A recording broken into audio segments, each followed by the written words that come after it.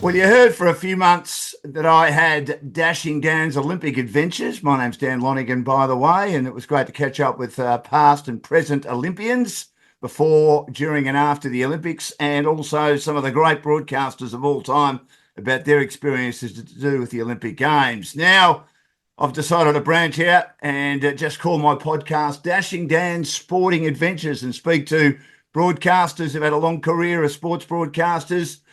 And also sports people, whether they be cricketers, whether they be into horse racing, which is big at this time of the year, motor racing, which has obviously been in the news in recent times, and obviously cricket and tennis with the Australian Open just around the corner.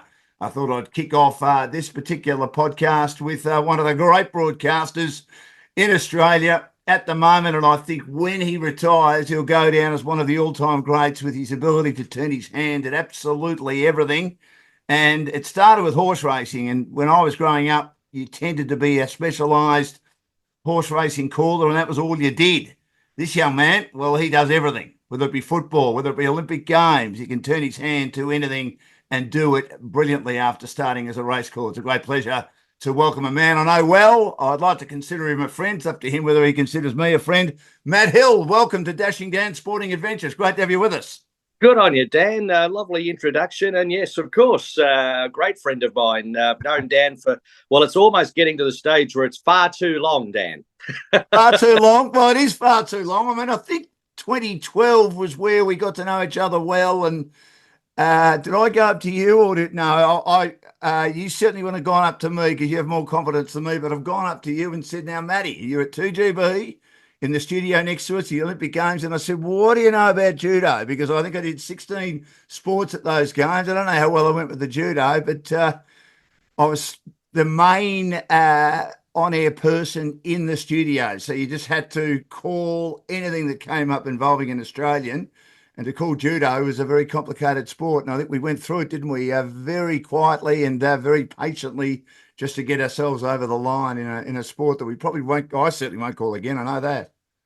Well, the thing about those Olympic Games was I think we had a couple of Aussies in judo. And the day that as you say, you only get to call it once. I think my fighter from Australia, the fight lasted for the best part of about 13 seconds. I think it was a Thai fighter slung him over his shoulder. And I think for memory, that's called a nippon, which you get the maximum points. And that was about the length and breadth of my knowledge of judo. And so when you came up to me wanting to know the ins and outs of judo, I had all of 13 seconds worth of experience to do it. So but that is the Olympic Games. I mean, particularly on radio, there's been great stories about all the way back to the year 2000, where the weather girl from TUE ended up calling the archery because there was no one else there to do it. Scott McGrory at Rio was just knocking around the kitchen there at Channel 7, and all of a sudden we had a chance to win the modern pentathlon with Chloe Esposito, and he called the gold medal knowing really nothing about it. Really? So it tends to happen that way. That and famously George Grulovich called Kiva TikTok winning the gold medal. I think it was in Seoul. If it wasn't Seoul, it was Barcelona, getting thrown in at the last minute. And of course, I think if you're a sports broadcaster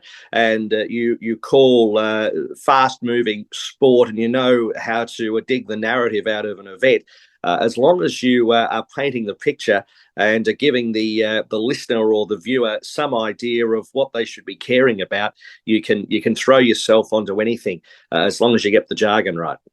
It was interesting with George. I mean, I wasn't at the ABC then, but I heard the story many, many times. He was calling his favourite boxer, Matt, Felix Savon, with a great Benny Pipe, my dad's favourite pair of commentators, outside me, of course. No, he loved them because they were just very funny together, and he loved Felix Savon. And Alan Marks has come in, the esteemed producer, and said, now, George, we're a chance of winning the equestrian. What's that, Marksy? The way George used to talk. And he said, well, we're a chance of winning the eventing and the team eventing. Now, we've got Matt Ryan and Kiva TikTok, so you've got to learn the course.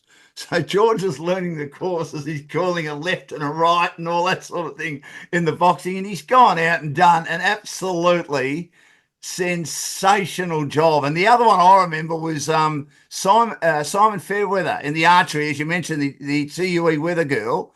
Peter Wilkins was calling a soccer match in 2000, and I was in a studio. It was my first Olympic Games. I was as green as grass, and I was doing the, as you know, Australia did every sport. So I was the foremost handball commentator. I was doing a bit of that, and I was doing a bit of volleyball.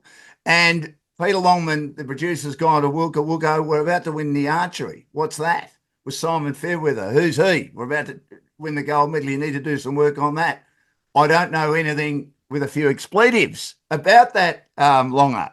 So, and he said, does anyone have any info? And Glenn Mitchell said, well, Dan Lonigan's got the biggest folder you've ever seen, because I was told to learn all the minor sports. So I'm sitting with Wilco going over, and as he's trying to describe it, I mean, I suppose at the end of the day, if you know how to talk and you know how to pad, you're going to get by with a sport like that, aren't you? Well, the thing is with Olympic Games, they can be tricky for television broadcasters as far as the executives go, because you have these sports where, and equestrian's one of them, archery's probably another. The one at a Winter Olympic level that's impossible is curling, because you've got these sports that 99.5% of the population have very little or no knowledge of at all. But then you have this little cabal of about 0.5 of people that just adore the sport and know everything about it. So you don't want to offend them, but you also have to completely educate and inform the 99% that don't really know what they're looking at. So it's a really hard thing to sort of work out. But I think with radio, I think it's about painting the picture and also basically just educating how Australia are going. Are they a chance? And, you know, I mean, how many times do we watch archery every 4 years? I mean, we very rarely watch it. So I think you'd be pretty hard pressed to be picked up on any jargon if you didn't get it quite right. But I think it's all about the theatre on radio a lot of the time, as in doing football and other sports. So I think once you can master that and working out telling the story, it'll all come naturally. And in some cases, and I'm sure you agree, Dan, that a lot of these sports give commentators their career highlights, even though they weren't realising it before the game started. Well, London Olympics is my career highlight. I've caught a lot of footy, as you know, and tennis and cricket, but London was outstanding to call those sports and be there in one of the great cities in the world. I've been there briefly before with my family, but not for an extended period. I knew Sydney was outstanding, but you have to remember, 12 years down the track, things have changed again. We'd sort of advanced in a lot of areas, and I don't think we'll get a better Olympic Games. I mean, you've been to a few since, Matt. Are you comfortable with the direction that the Olympic Games are heading? Well, I'm certainly still a big fan of the Olympic Games. I think, like anything, the world has changed. So you mentioned London 2012. So the big difference between London 2012 and, say, Sydney 12 years before it was, I love watching those shots of people strolling into Stadium Australia. Yeah. And, you know, the security, it wasn't about security. It was about the volunteers welcoming everybody to Australia. But, of course, things had changed since 9/11, etc. So 2012 became very much a high security Olympic Games. But the one thing I did take out of London was that a lot of Londoners were very sceptical. The Brits were very sceptical about the cost of the Olympic Games and what legacy it would leave. And it was fantastic. I think once they started winning stuff, the Brits, they came out of trees. They absolutely loved it. And it was a great way of seeing what the Olympics can do for a nation and their morale, if anything. The biggest thing with the Olympic Games, I guess, is that it's just got so much competition now. I mean, things have changed. I mean, when I was brought up and when you were brought up, the Olympics were every 4 years. You very rarely saw a swimming race on TV.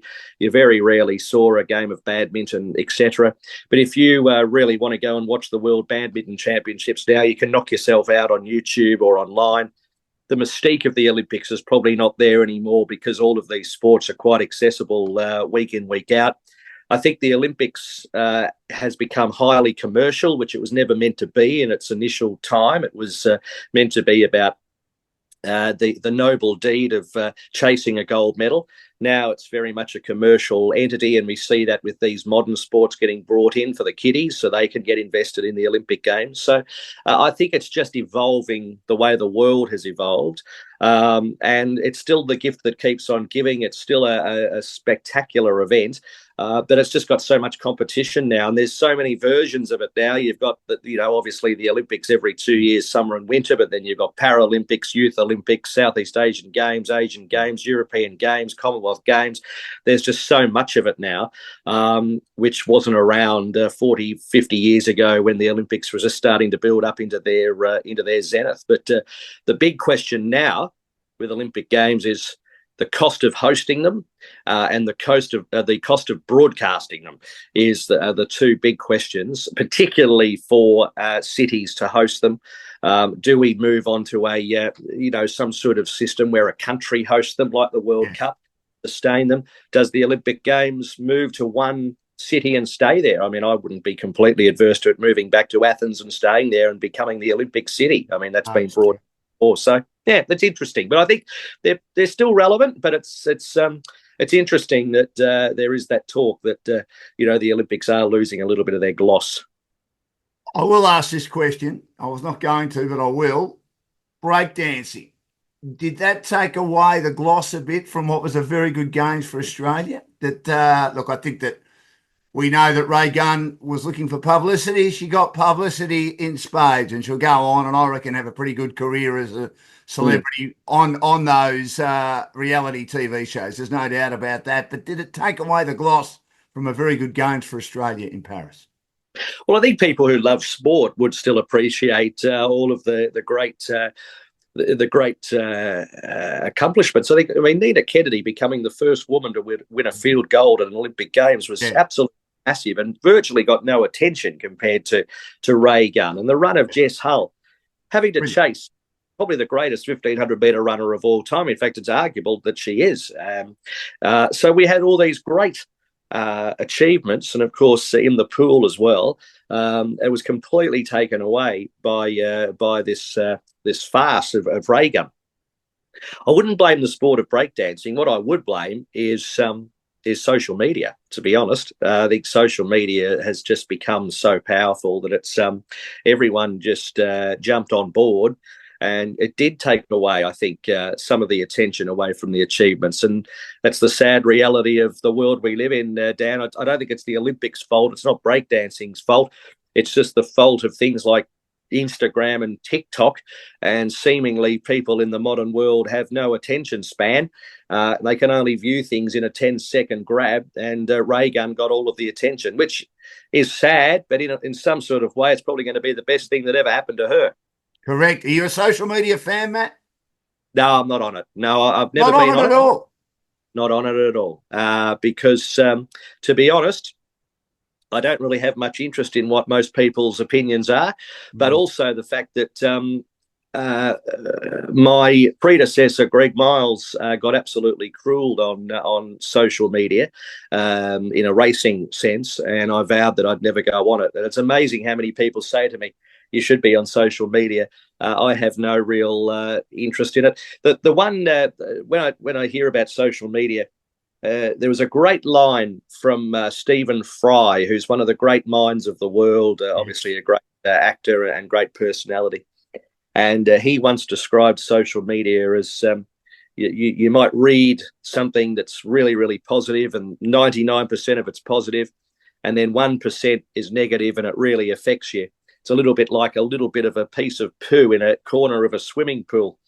It just, which is actually quite a good analogy, because even if there is a little bit of poo in the corner of the swimming pool, you're not going to jump in it, are you? No, you're not. You're not going to jump in it. So, I think when I call horse races in particular, they're lining up for the Melbourne Cup. There's 5 million people listening. The last thing I need is a little fragment of negativity in the brain because some person who hasn't even put their name to a tweet has got something negative to say. So I completely block it out. Matt Hill is my guest, one of the great sporting broadcasters in Australia, and he's still got so much more to give, and we look forward to seeing what he does over the next 20 years or so on Dashing Dan's sporting adventures. Matt, when do you know you've done a good job in regard to a horse race or in regard to a sporting event that you're broadcasting? When do you know that you think, gee, I might have nailed that today? Well, it's very rare that I think that, to be honest. Like a lot of sports broadcasters, we're very tortured by perfectionism in many respects. Horse racing is not an exact science and never will be unless you replace us with AI, and hopefully that doesn't happen over the next 20 years. So, look, race calling, like most sports, comes down to being accurate and being appropriate. If the appropriate moment is to add some colour or humour or whatever it is, you add it. I think most of the time, I would say I've done a good job 3 times a year. Over about 120 race meetings. I think there's always something that I've either hesitated over or maybe missed or got a name of a horse slightly wrong. And I'm talking about, trying to be absolutely perfect here. Perfection's an absolute myth. So I don't tend to think in those terms about doing a good job. I think most of the time we do the job we have to do. A race caller's job's to be informative and also tell the punter where their horse is, give an accurate description of how their horse went, and of course they're invested financially, so they deserve the right description, and that's my job at the absolute minimum.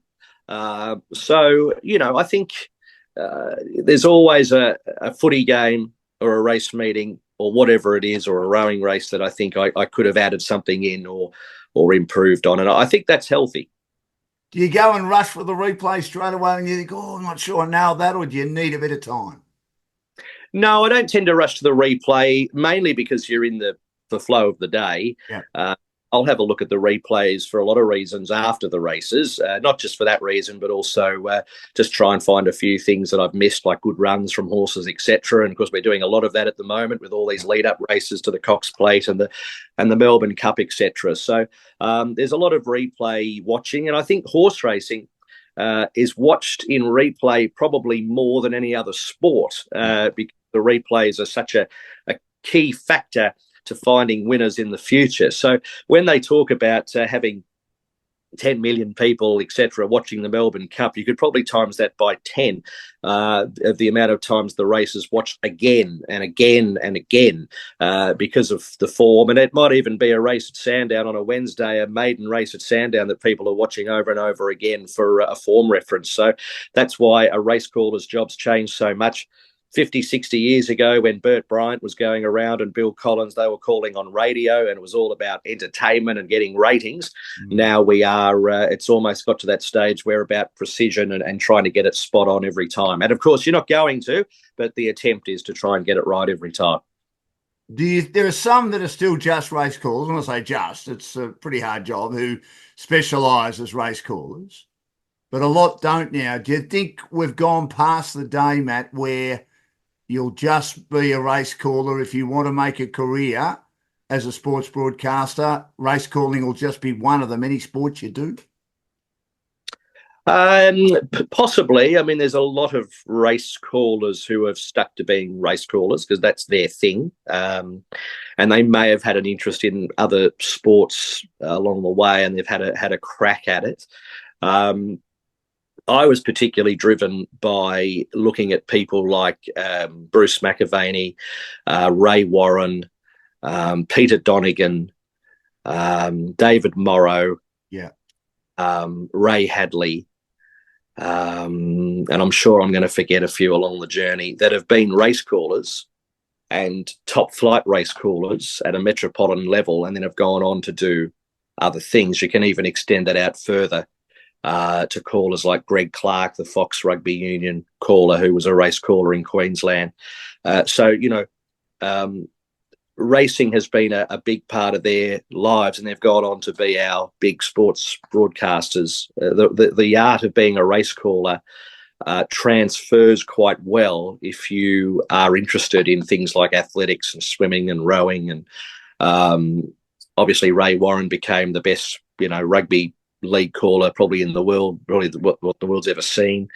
Bruce he was a race caller, still loves racing to this day, but became one of our famous sports broadcasters. So I was always a sports nut like everybody else, watching golf and tennis and motorsport and football, etc. as a kid. And so that my skills are able to transfer over because I was genuinely interested. So to answer that question, I think it's horses for courses. There's a lot of commentators that just want to be greyhound callers, or they just want to be harness racing callers or thoroughbred callers, and that's absolutely fine.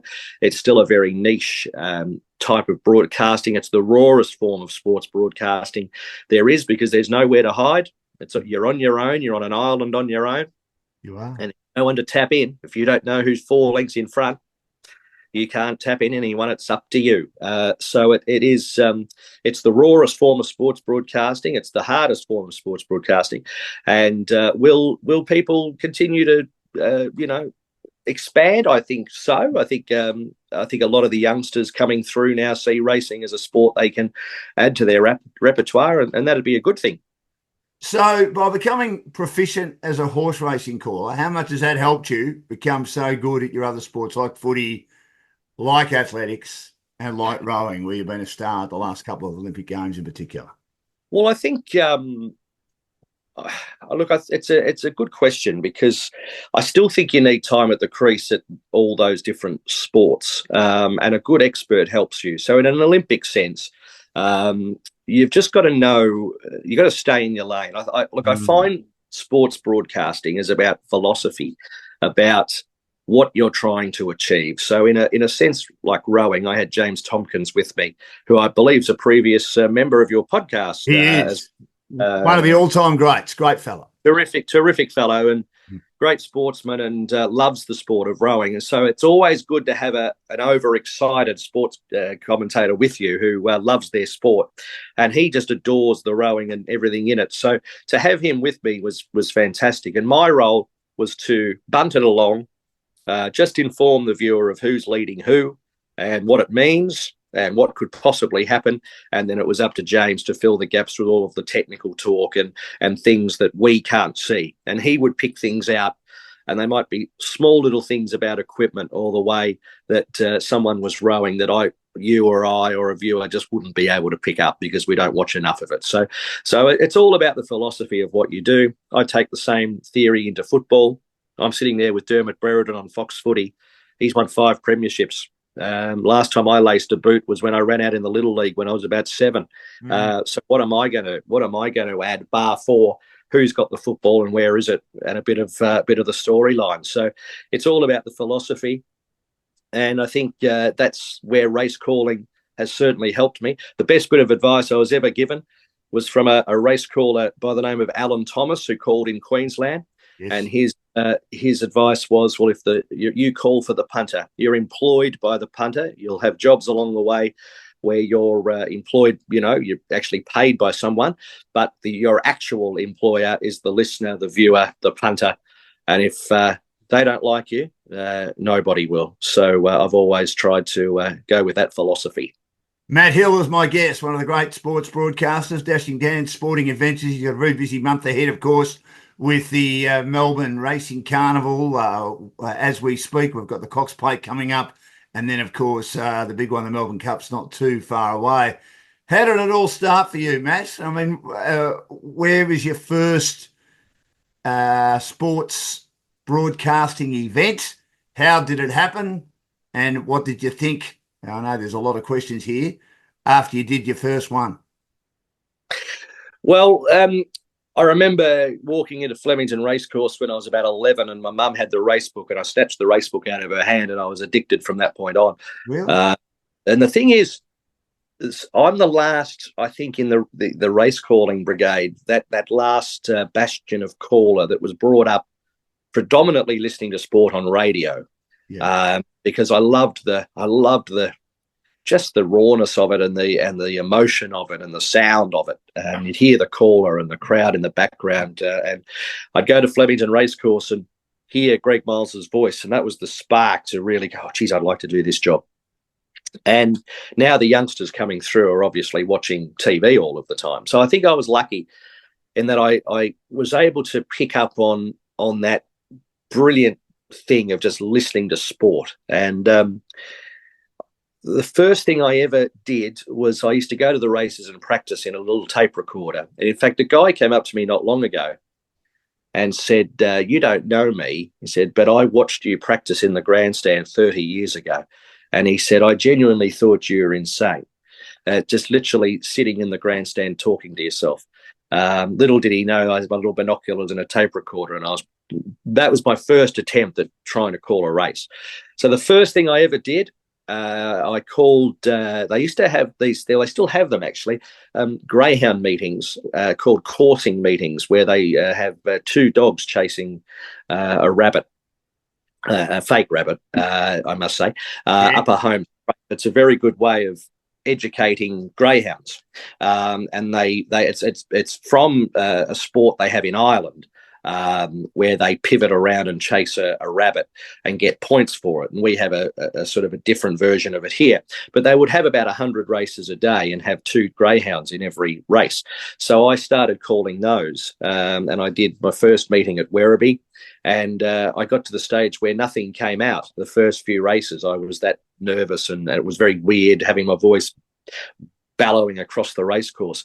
But it's like anything, you get time at the crease. And the first ever race meeting I ever called was at a place called Poon Kerry, which is this dust bowl of a little town just outside of Mildura, up in the lower part of New South Wales. And I think that the town itself has got about 300 people, but about 1,500 go to the races, and the farmers fly in, a little bit like the stories you hear about Birdsville up in the Northern Territory. Yeah. And the year before, apparently the publican decided he would be the race caller, and it didn't go down very well. In fact, he got kicked off the platform after about the second or third race, and people decided they'd give it a go, and the whole day turned into a bit of race caller karaoke, and the whole thing was a disaster. So they decided to ring around, and I just happened to be this 16-year-old kid that was pottering around wanting to be a race caller, and that was my first gig at Poon Kerry. And sad to say, Dan, that was 27 years ago. So you didn't have people say, no, he's no good, we're going to come in and call the rest of the meeting? No, I must have passed that test. And it was great fun, and that's the thing. It was all about experience. And then my lovely mum, who we sadly lost this year, used to drive me for trots. We used to go to the trotting trials every Tuesday at Kilmore for $40, and I'd probably call about 20 trials every Tuesday. And but the thing is, I look back at those days and I wouldn't swap anything. You know, we went to so many great country racetracks, and it was the experience. So now I always think when they're loading for the Melbourne Cup and you get a little bit I actually get very nervous because so many people are watching. You think to yourself, well, I've done the hard yards. I've done the trips to the Muswellbrook races for 10 years, which is the hardest track in Australia to call out, and I've done that on the platform at the Poon Kerry races. So you've got that experience behind you. It's a great thing to have. There's nothing worse than being sort of thrown in at the deep end, and I managed to do the hard yards, which was a great thing. Great background. My dear old late mum was a bit sceptical about me going into the media industry.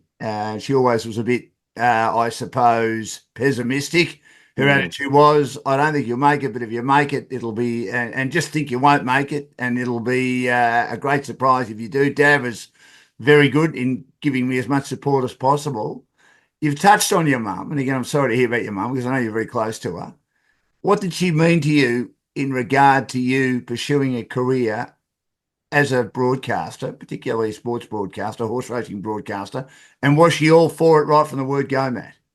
Well, I think she was, but I think there was what you just said sort of was quite true. I think my mum was a little bit pessimistic about it. She saw it for what it was, and looked like a lot of industries. It can be. I've always said the world could be a much easier place if egos weren't involved. So it's it can be a toxic caper at times. But no, she was very much behind it because she knew how much I loved it.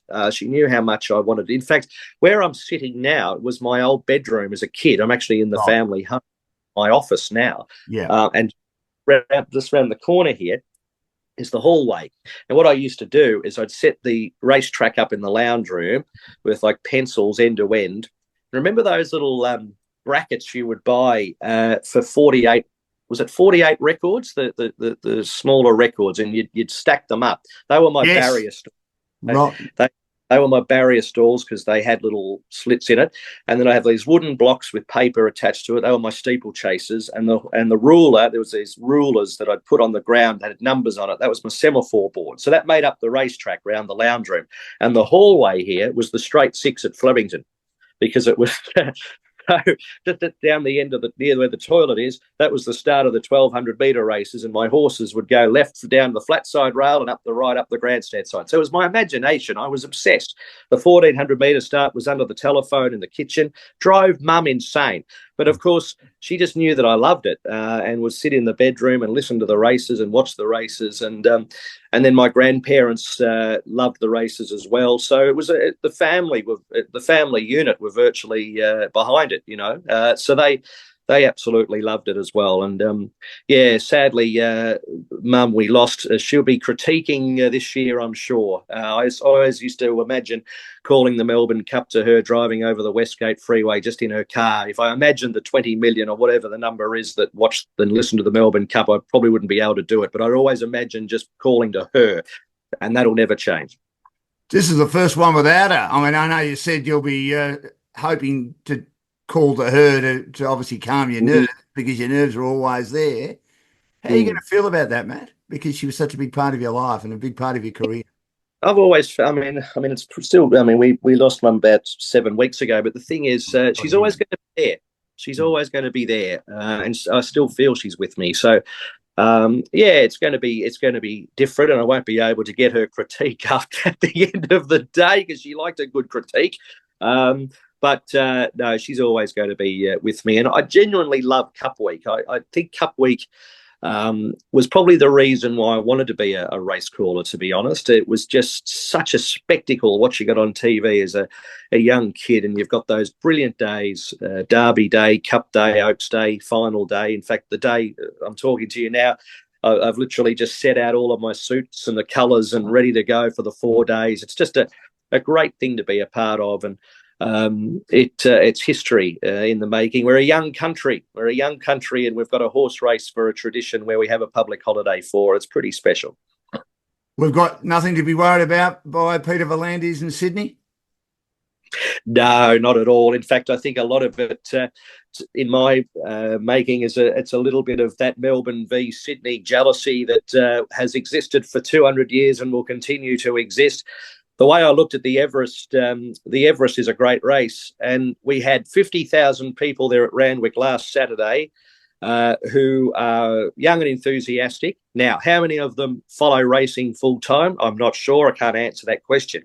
But 50,000 of them still would have been watching the Caulfield Cup from afar, and we still had 30,000 at Caulfield on Caulfield Cup Day, and it was basically a full house. So we've got nothing to worry about. We've still got the most famous horse race in Australia, if not one of the most famous in the world. In fact, there are 3 races in the world that stop their respective countries, so to speak. And that's the Grand National in England, the Kentucky Derby in America, and the Melbourne Cup. And they won't be taking that off us for some time. You've done the Grand National, and you've done the Melbourne Cup. Kentucky Derby on your bucket list? I'd love to. The thing about the Kentucky Derby is that it's actually a very, even though it's famous, it's very American. Most of the time, the whole field is set up and run with Americans in it. So I think Aidan O'Brien might send the odd Irish horse over to win the Kentucky Derby. But because of its timing, being in the early part of May, it's a very American event, even though it's famous around the world. Whereas the Grand National very much has a lot of Irish interest in it. It's had Czech runners in it before, French runners. And of course, the Melbourne Cup, now very much an international event. International racing, in fact, has become a big thing. Royal Ascot every June's a big thing, which I've had the pleasure to work at as well. It's a great thing, international racing. But the Kentucky Derby, which is probably a commentary on America in general, is very much its own thing, an American thing. But I'd love to call a Kentucky Derby. I don't know. The sad thing about it is it's so world famous. But in the end, when it comes around in May, not too much of Australia really care about it. But yeah, maybe one day. You never know.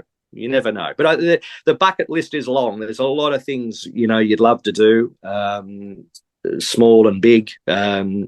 I'd love to call a Australian motorcycle Grand Prix one day. I'd love to call it Wimbledon. I'd love to do the Cheltenham Jumps Festival in England. There's so much stuff that you'd love to be able to do, but you can't fit it all in, and you can't be everything to everyone.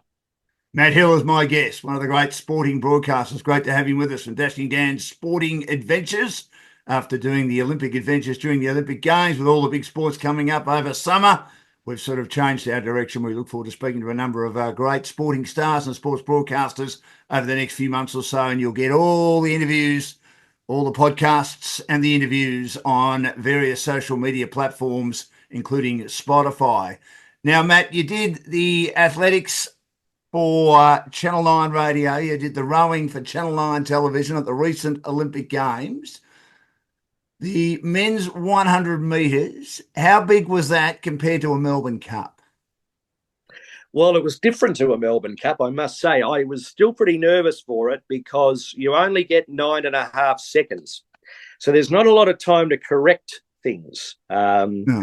Well, I'm not sure if it's very well known, but there was a bit of a drama before the 100 final, and that was that they lined them up and they decided to turn the lights off and have this little sort of ceremony before the race where everyone had these little wristbands on in the stadium. So the whole stadium had the lights, and it was a great setup, great atmosphere. And the runners were just still there lining up, and they were lining up, and they just wouldn't, the starter wouldn't call them forward. And I'm thinking, this is strange. And the lights didn't come back on. Thinking, gee, they're really milking this for all it's worth. And it almost became agonizing for everybody. It's like, when is this race going to start? So eventually they turned the lights on, they lined them up. And of course, we've had the closest 100 final of all time. I think 7 runners were covered by 0.2 of a second, I think it was. Lyle's eventually winning. And I found out later that they couldn't get the lights back on. Is that right? Lights back on. So those runners were delayed for a good 2 or 3 minutes when they shouldn't have been. And then it's been the most famous finish of all time. When they hit the line, I had no clue. Where I was calling from, Dan, I was past the line, so I wasn't watching it naked eye. I was looking at the screen. I just knew those two had hit the line together, and had no real opinion, to be honest, because they were coming from everywhere. So put it this way, when it's a close finish like that, you say it's close, it's a photo, get the winner right. It wasn't the sexiest call of all time, but you walk away and go, I completely, there was no mistake, completely unscathed, and I'm happy with it, because you can't, there's no theatre in the 100 final. It's just getting the winner right, getting the time out, etc. So glad I've done one, because it is actually, I think I heard Gerard Whateley describe it as quite ferocious, and that's what it feels like. You've got this massive build-up, and all of a sudden, bang, it's over. Whereas the Melbourne Cup, at least you get a bit of bang for your buck. It goes for 3 minutes and 20 seconds, and you get the start, the middle, and usually a dramatic end. So you've got a little bit as a commentator to work with. And at the 100 final, you think, well, gee, what just happened then? It's like a flash past your eyes. Whereas the Melbourne Cup, you pretty much as the caller with all the build up, and we're still a couple of weeks away. That build up gets bigger and bigger and bigger. For 3.5 minutes or whatever it is, you're pretty much exhausted by the end of it. In a situation like that, Matt, if you say could be a dead heat, is that okay when you're not 100% sure? Absolutely. I wasn't sure.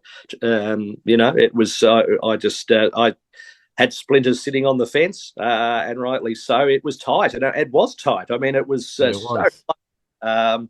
And I think the thing about the Olympics, as you know, that we were in commentary box. I think we were in commentary box 110. So there were a lot of people calling that race. Some before the line, some on the line, some after the line. wherever they were sitting in the stadium. So, some got it right, some got it wrong, some sat on the fence. It was just, there was a bit of a mixture.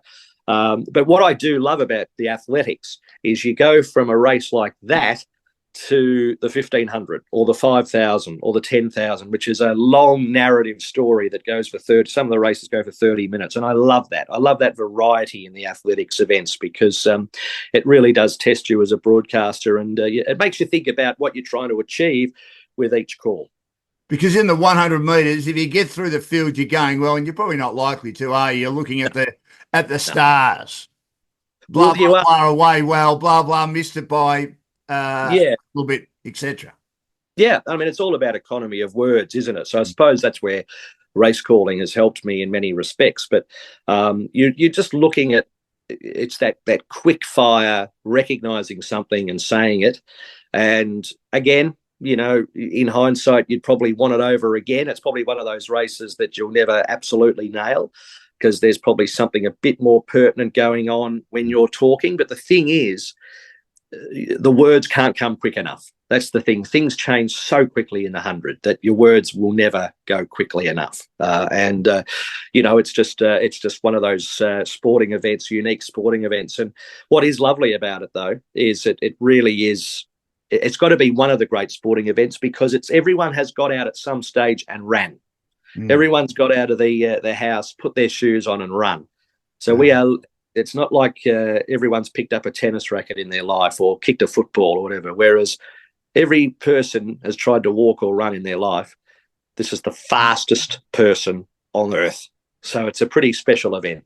And no matter how good the Olympics are and how good some of the great events are and what Jess Fox did will go down as one of the best things we've ever seen, something about the 100 metres, even though Australia have never really featured in it, no, especially for men, women as well. It's a great race too, and there was some drama associated with that. It'll always probably be seen as the grand final, won't it? Oh, look, for sure. And you mentioned the woman from St. Lucia that won the 100 metres. Yeah. I mean, Lucia, a couple of stats which I found fascinating. Lucia, and the only reason why I knew St. Lucia existed is because there's actually a racetrack there. Of course. Which is unique. 160,000 people live in St. Lucia, but there was a person that won the long jump, women's long jump, from a place called Dominica. Now, the country of Dominica has a population of just on 70,000 people. Yeah. So the night she won the gold medal, she jumped in front of more people in the stadium than was the population of her own country. It's quite extraordinary. It's amazing. I mean, that's the great thing about the Olympic Games, isn't it? Now, absolutely. Yeah. Now, in regard to horse racing, when you do a Melbourne Cup, is there a certain number of times you like to call the field, or just depends on the pace of the race?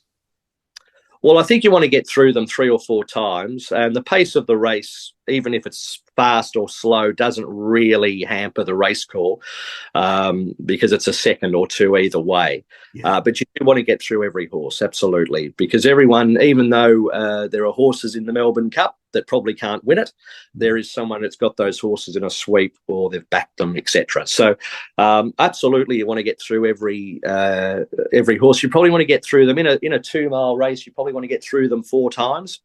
And then the number one rule, golden rule of race broadcasting is when the horses, or in particular, if someone's calling a greyhound race, whoever's in front on the turn, you get back to the leader on the turn. And the reason being is that gives you enough time in the home straight, whatever race it is, to explain the finish. So even if I was getting to the 19th horse on the home turn, I'd come back to the leader. You've got a great voice. You've got magnificent diction. Even hearing you talk now, there's not a word out of place. I mean, most of us outside you, Matt, I reckon in the industry, we do at times not speak as well as we'd like, particularly if we're trying to get through important moments as sports broadcasters. But you get it right every time, and you get you, obviously, with your voice and your excitement, etc. How hard is that to do when you're also trying to call a race and get it right. And I appreciate that, Dan, because I don't know. I always worked on my diction, but I think I was always of the belief a commentator should be understood. That's the first rule. And I think maybe it's because of that race calling background as well. I think people automatically assume race callers just have to really talk fast. And I suppose we do in a way, but it's actually more about economy of words. And you would have found this with calling AFL, that it's actually not about rushing. It's about what you're saying and when you're saying it, and taking words out that actually don't have to be said. So particularly football on television is very important. You don't sometimes have to say a lot. So in a horse racing sense, I think a lot of it's just being trained to do that and training myself to be as clear as I possibly can. And how difficult is it? Well, I think it just becomes practice, and I've trained the brain. So I've basically trained the brain to remember and then forget. So some people think I've got a good brain. I reckon I've probably got a forgetful brain because I've trained it to learn a group of horses and then forget them for the next lot. And you can't possibly learn. So Cup week, I've got 500 horses that I'll have to know. 500? Through the 4 days. So there's 160 runners on Cup day, not just the 24 in the Melbourne Cup. There's another 140 on the day. And then that obviously is duplicated on Oaks Day and final day as well. So, you've got 500 sets of jockey silks in your head, plus the narratives of the race, plus the stories, plus everything else. There's a lot going on in your brain. So, it's sometimes you, as a commentator, I find you just got to take a breath and maybe just slow it down. Even if in your own mind you feel like you're just slowing it down too much, it's probably an acceptable amount. So in a situation like that, with 4 big meetings in 7 days or 8 days, when do you start looking at the silks for, obviously you need to get the fields, for, let's say, Derby Day? Is it the day before? Is it the day before that? Melbourne Cup Day? Is it the day before, 2 days before that? Are you also mindful of not maybe, you've got enough experience now of not sort of playing the race in your head and being a bit too cooked? Yeah, so what happens is the fields for all of these meetings come out about 2 days before, roughly, on average. So for Derby Day, they come out on the Wednesday before the Saturday. So I'll do the form, first of all, and then I'll sieve through the colours.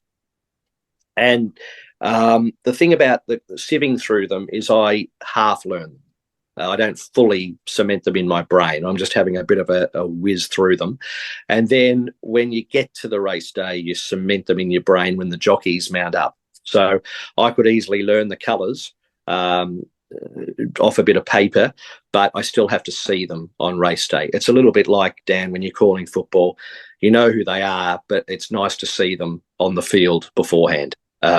So similarly to that, the colours can change too. That's the other thing. The cap colours can change depending on if there's duplicate sets, etc. So you half learn them. I get quite organised Cup week, so I've done the form for Melbourne Cup Day on the Friday before Derby Day, but I don't tend to look at the colours as much. You don't want to completely cram your brain. So it's very much a race by race proposition. And the end of it, there's 37 races Cup week. So they've actually, which is a bit of a laugh, but the last race of the carnival is one of the hard ones. It's a grand handicap full of country horses, just to kill another brain cell in there. About 18 runners up the straight, the final race of 37. So I've earned myself a Scotch and Coke by then. Are you relieved when it's all over, Matt? Or are you exhausted, or a bit of both? I'm exhausted, but I'm satisfied. Usually, it's a highly rewarding job. It's a bit of everything, mate. I love it. As soon as it's over, I miss it for the next year. Can't wait for the next one. Think to myself, I've got to call another 1,000 races before I get to the next Melbourne Cup week. But you are tired. Yeah, you're mentally tired, and as a result, you become physically tired. So I don't know about you, but I could sleep for Australia. If sleeping was an Olympic sport, I'd be right up there. So I spend a couple of days pretty tired after Cup week, but as I say, it's an honour to do it. It's it was the spark for me to do what I do. When I was 10 or 11, listening to the caller at Flemington, and it's surreal to think that I'm doing the same thing. So it's literally living the dream. I've got nothing to complain about. Matt Hill, legendary sports broadcaster, is with me. Of course, you'll be calling the Melbourne Cup again this year, Melbourne Cup number 9. He's with me on Dashing Gans Sporting Adventures podcast, which you'll be able to get on all the various social media platforms around Australia. Now, Matt, you touched on the fact that there are often a number of horses from the same stable with the same silks, but different caps. Yep. How nerve-wracking is that? Well, you learn them as you go, but what can be tricky about them sometimes is that if the horses race 3 or 4 days earlier, it might have had a different cap on.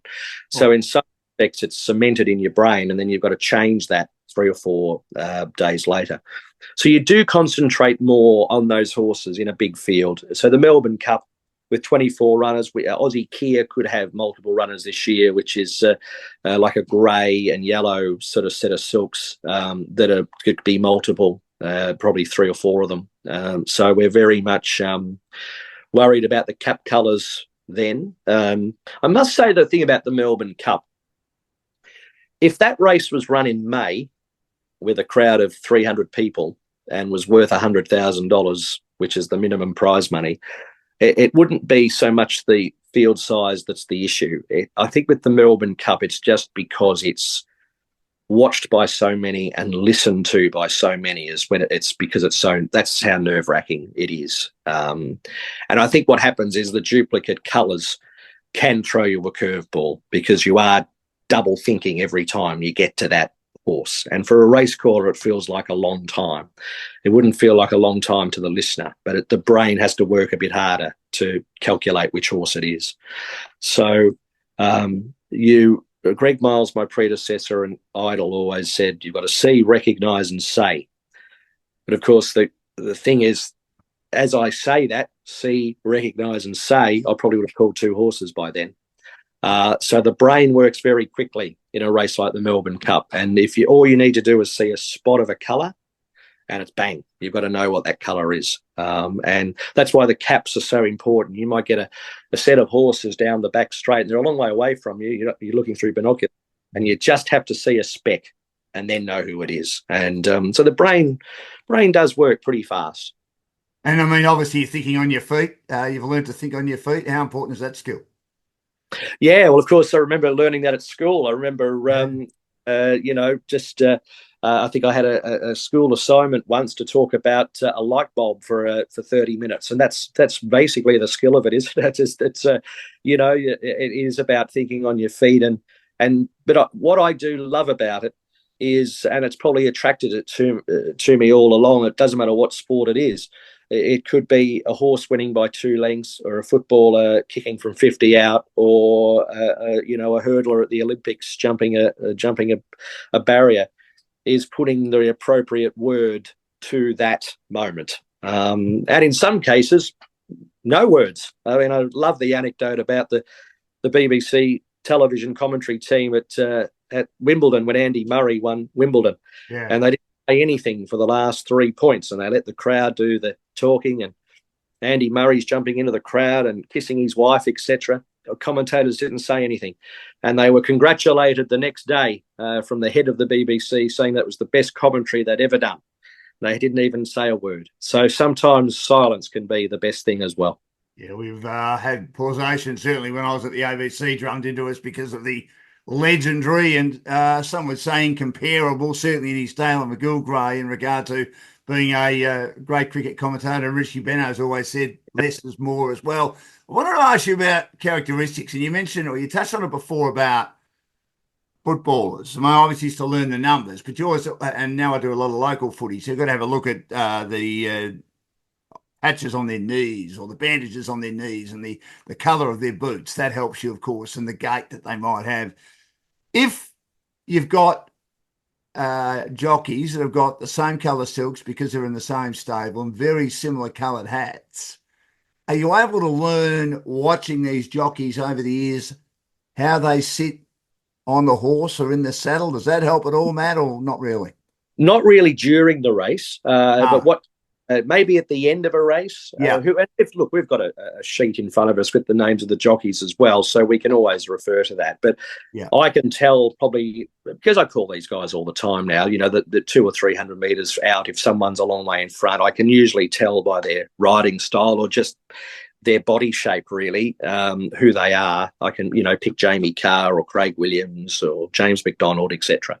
But I always think that with the jockeys, most of the time, the punters don't really need to know about who's on the horses unless it's a big moment. So we've just had a famous Caulfield Cup where Harry Coffey, who's a great story, was born with cystic fibrosis, been a remarkable jockey to do what he's done. He's won a Caulfield Cup. So there was a story with him, whereas most races I don't refer to the jockey.